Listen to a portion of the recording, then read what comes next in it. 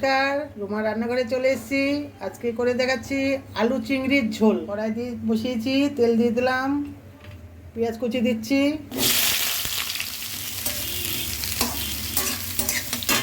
আলু কেটে রেখেছি দিয়ে দিচ্ছি,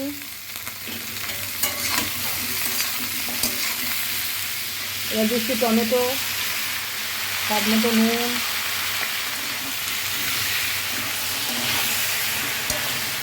এবার দেখছি চিংড়ি মাছ,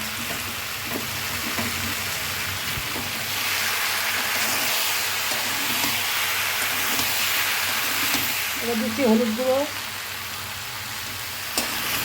লঙ্কা আর ধনে পাতা বেটে নিচ্ছি। ধনে পাতায় কাঁচা লঙ্কা বাটাটা দেবো,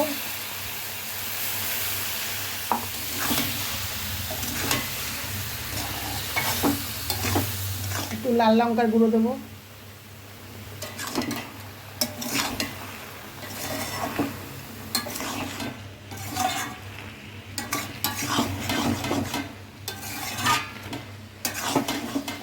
সামান্য একটু চিনি দেবো। কষানো হয়ে গেছে, এবার একটু জল দেবো।